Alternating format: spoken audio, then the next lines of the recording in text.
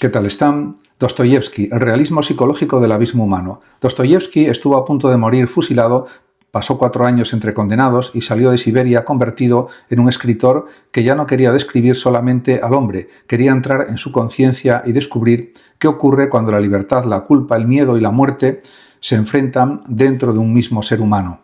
En este sentido, fue una vida marcada por la literatura y también por el sufrimiento.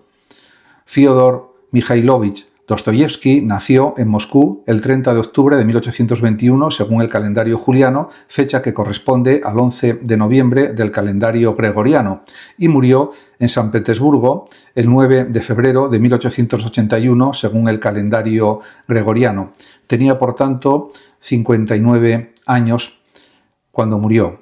Su padre era médico y Dostoyevski recibió inicialmente una formación técnica en la Escuela de Ingenieros Militares de San Petersburgo. Sin embargo, abandonó pronto la carrera militar para dedicarse a la literatura. Su primera novela, Pobres Gentes, publicada en 1846, obtuvo un reconocimiento considerable y fue recibida como la aparición de un escritor con una sensibilidad extraordinaria hacia los sectores humildes de la sociedad. Pero su vida cambió radicalmente en 1849. Dostoyevski había participado en las reuniones del Círculo de Petrashevsky, un grupo en el que se discutían cuestiones políticas, sociales, el socialismo utópico y la libertad de prensa. Las autoridades zaristas lo detuvieron y lo condenaron a muerte. Hay que decir que el episodio es uno de los más extraordinarios de su biografía. Dostoyevski fue llevado junto con otros condenados al lugar de ejecución. Los prisioneros fueron preparados para el fusilamiento y solo en el último momento llegó el indulto imperial que conmutaba la pena. La ejecución había sido simulada como parte del castigo.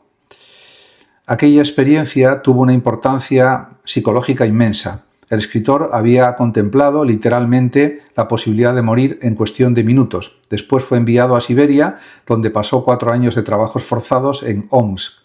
Posteriormente cumplió servicio militar en otra ciudad y la experiencia penitenciaria transformó profundamente su concepción del ser humano. Allí convivió con delincuentes y condenados de procedencias muy diferentes. No observó solamente criminales, descubrió seres humanos complejos, capaces simultáneamente de violencia, crueldad, afecto, generosidad, arrepentimiento y solidaridad. De esa experiencia surgiría una de sus obras fundamentales, Memorias de la Casa Muerta, también traducida como Apuntes de la Casa de los Muertos.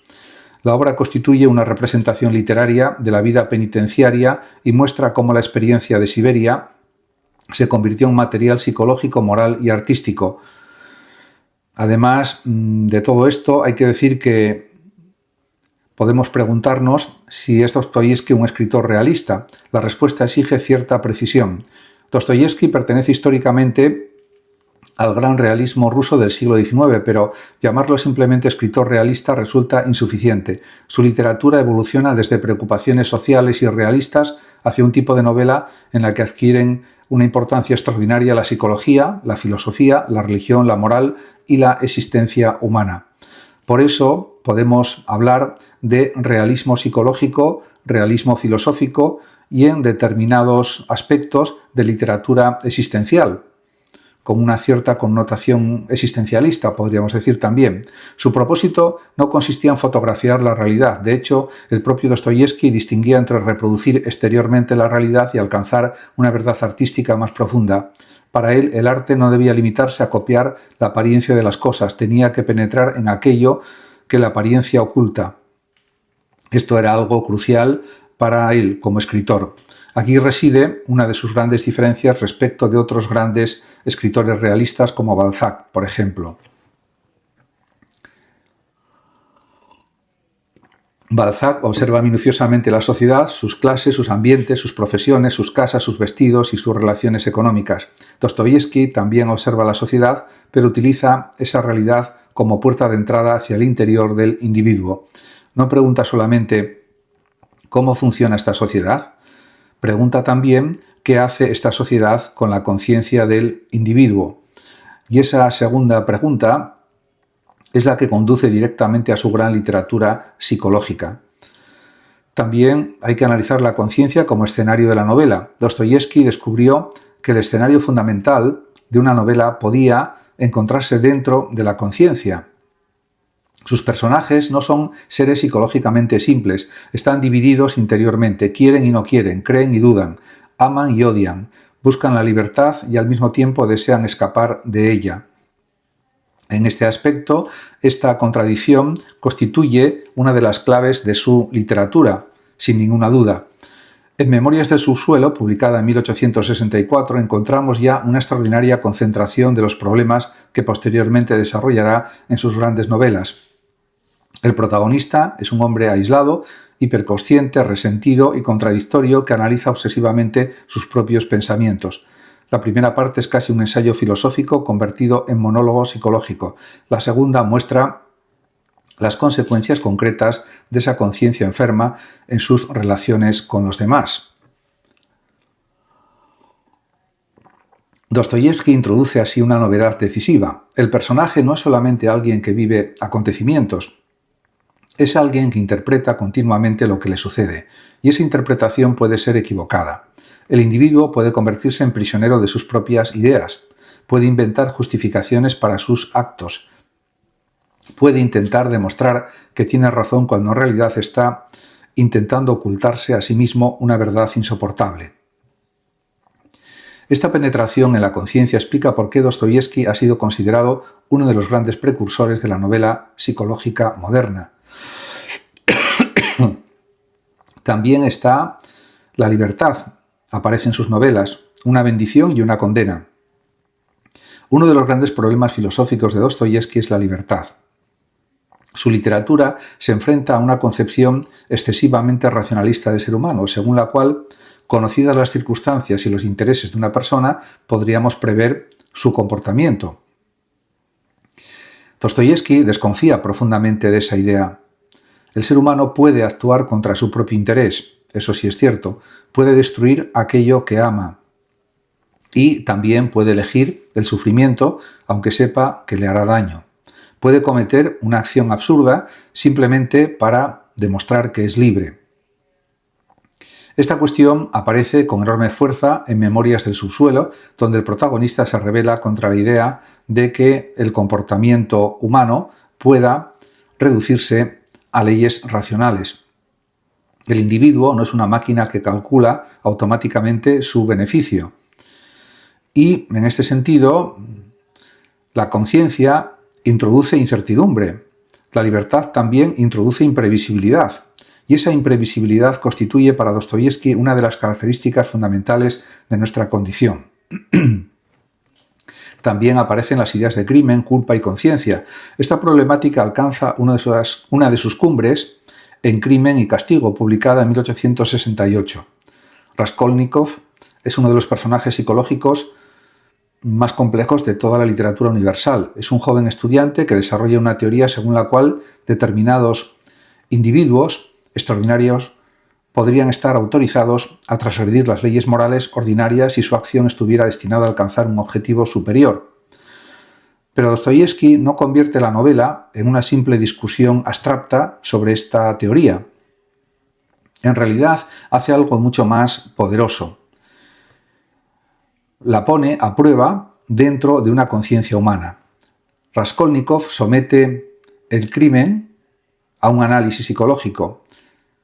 Y desde ese momento comienza el verdadero experimento psicológico. El castigo no es únicamente jurídico, es interior. La conciencia se convierte en un tribunal. El personaje intenta racionalizar su acción, pero su propia psicología comienza a destruir las justificaciones intelectuales que había construido sobre su crimen. Aquí aparece una de las grandes intuiciones de Dostoyevski. El ser humano puede intentar escapar de la ley exterior, pero no siempre puede escapar de sí mismo, de su conciencia ética, podríamos decir. La novela analiza así simultáneamente el crimen, la culpa, la racionalización, la responsabilidad, el aislamiento, el sufrimiento y la posibilidad de redención. La sociedad también está dentro del individuo. Sería, sin embargo, un error interpretar a Dostoyevski como un escritor exclusivamente psicológico. Sus personajes están profundamente determinados por la sociedad en la que viven. Observa la pobreza, las desigualdades, la humillación social, la burocracia, la marginación, el alcoholismo, etc., las tensiones políticas también y la crisis de las antiguas creencias. Pero no presenta estos fenómenos solamente como problemas externos. Le interesa sobre todo descubrir cómo penetran en el individuo, en su conciencia. La pobreza puede convertirse en humillación. La humillación puede convertirse en resentimiento. El resentimiento puede convertirse en violencia. La violencia puede generar culpa y la culpa puede conducir a la destrucción o a la transformación moral. Esta cadena explica por qué sus novelas son simultáneamente sociales, pero también psicológicas.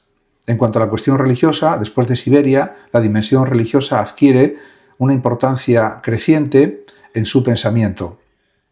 La experiencia del sufrimiento, la lectura del Evangelio durante su cautiverio y su posterior evolución intelectual contribuyeron a convertir las cuestiones religiosas en uno de los grandes ejes de su obra novelística.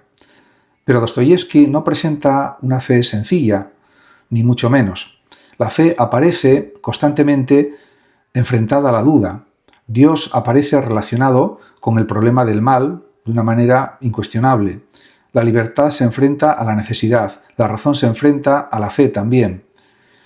El sufrimiento plantea la pregunta por el sentido de una manera inequívoca y el ser humano aparece atrapado entre la posibilidad de creer y la imposibilidad de demostrar racionalmente aquello en lo que se cree.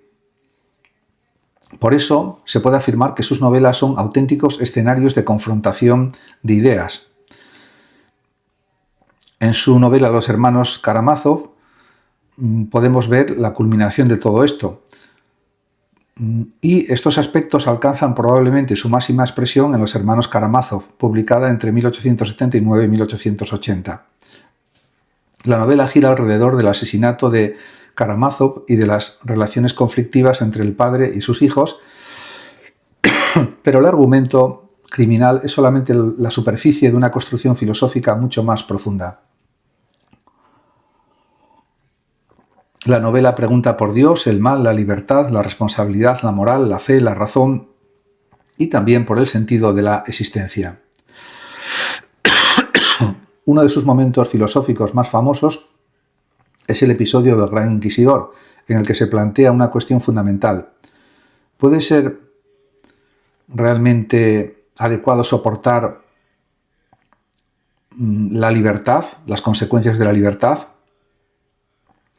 Cada personaje representa, sin reducirse completamente a ello, una determinada actitud ante la existencia. Esto es algo evidente.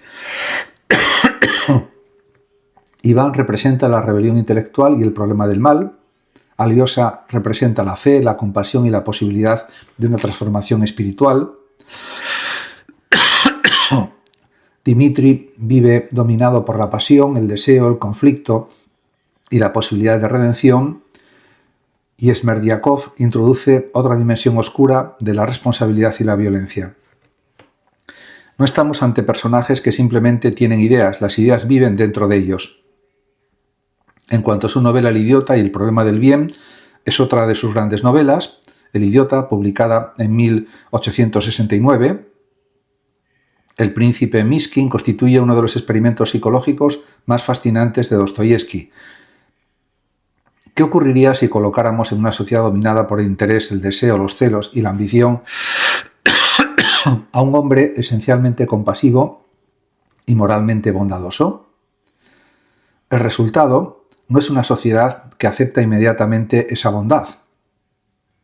Al contrario, la bondad de Miskin provoca conflictos. Dostoyevski no presenta el bien como una solución sencilla. Lo enfrenta a una realidad humana llena de contradicciones. El personaje se convierte así en una especie de experimento moral dentro de una sociedad psicológicamente enferma. También se puede hablar de Los demonios, publicada esta novela entre 1871 y 1872. Dostoyevski vuelve con mayor intensidad al problema político. La novela aborda el radicalismo revolucionario y las tensiones ideológicas de la Rusia de su tiempo.